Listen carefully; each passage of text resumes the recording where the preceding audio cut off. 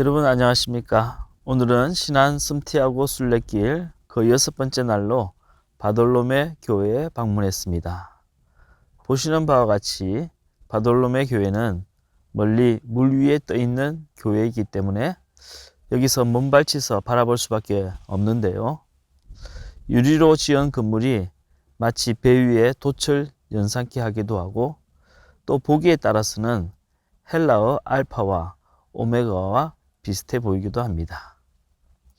믿음의 돛을 올려서 성령의 바람을 타고 가야 우리 인생도 순적한 항해를 할 수가 있게 되겠지요. 또 알파와 오메가 대신 예수님께서 선장이 되어 주셔야 마지막 항구까지 안전히 도착할 수가 있을 겁니다. 여러분 모두의 인생 항해가 주님이 선장이 되어 주시고 또 성령의 바람으로 인도되는 순적한 항해가 되시기를 바랍니다. 오늘은 바돌로메 교회인데요. 이 사람의 본명은 나다나엘입니다. 바돌로메는 돌로메의 아들이란 뜻이죠. 돌로메의 아들이었기 때문에 사람들이 그를 바돌로메라고 부르곤 했던 겁니다. 하지만 그의 본명은 나다나엘입니다. 나다나엘은 말씀을 사모하는 사람이었고 굉장히 지적인 사람이었습니다. 나다나엘을 예수님께로 처음 인도한 사람이 빌립이었는데 빌립도 학식이 있는 사람이었지요. 이럴 때 보면 유유상종이란 말이 맞는 것 같습니다. 고기 잡던 어부 안드레는 같은 어부들을 예수님께로 인도하였고, 지식인이었던 빌립은 역시나 지적인 사람 나다나엘을 예수님께로 인도했습니다. 전도하는 것을 가만히 보면 자기랑 닮은 사람을 데려옵니다. 기도를 많이 하는 사람은 어딘가 모르게 영적인 사람을 전도해 오고요. 놀기를 좋아하는 사람은 전도를 해도 꼭 같이 놀러 다닐 사람을 전도해 옵니다. 예수님의 제자들 중에서도 어부 출신의 억세고 다혈질이었던 베드로와 야고보와 요한, 이 세 사람이 항상 뭉쳐 다니는 것을 봐도 그렇죠. 그런데 빌립이 예수님이 그리스도라고 나다나엘을 처음 전도했을 때 나다나엘, 즉 바돌로메의 반응이 매우 시큰둥했습니다.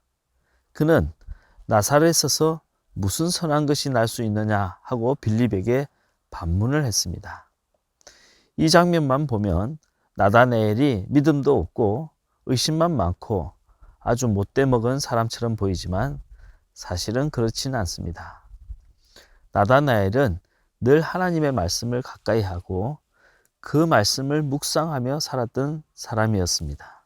그렇기 때문에 미가 선지자의 말씀처럼 메시아께서 나사렛이 아니라 베들레헴에서 태어나실 것을 기대하고 있었던 거지요. 그런데 빌립이 예수님을 나사렛 출신이라고 소개하자 그의 말을 믿지 못하겠다고 응수했던 것입니다.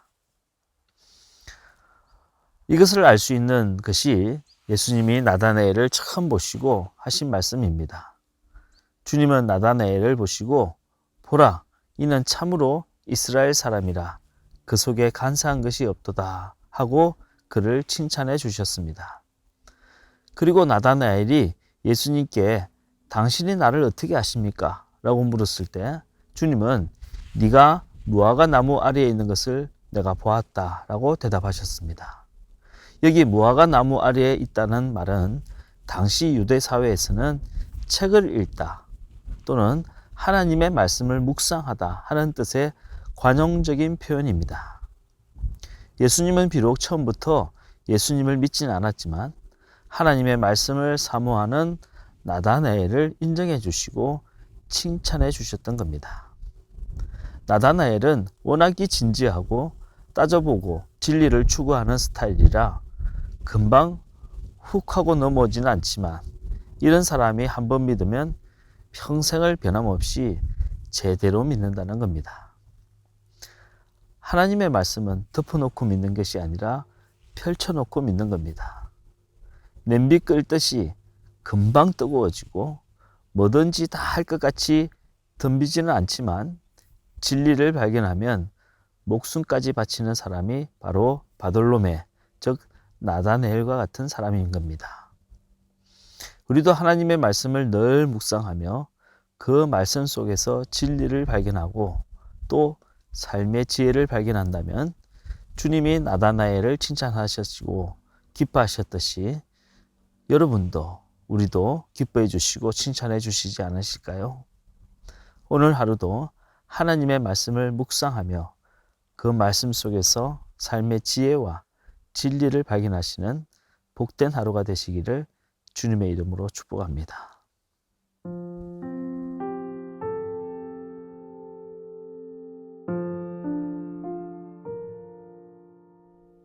하나님 아버지, 우리 인생이 모래사장 위에 모래성처럼 불안하기만 하고 물 위를 떠도는 부초처럼 황량하기만 할 때가 있습니다. 향방 없이 떠도는 삶은 늘 불안하기만 하고 그 불안함을 채우려고 대체 행복과 가짜 기쁨에 매달려 보지만 두려움과 불안함의 근원은 해소되지 않습니다. 이제 우리의 인생을 예수 그리스도의 생명의 복음 위에 든든히 세우고 싶습니다. 그리하여 세상의 모진 바람과 유혹 앞에서도 흔들리지 않고 진리의 말씀으로 나의 생활을 빚어나가며 살아가고 싶습니다.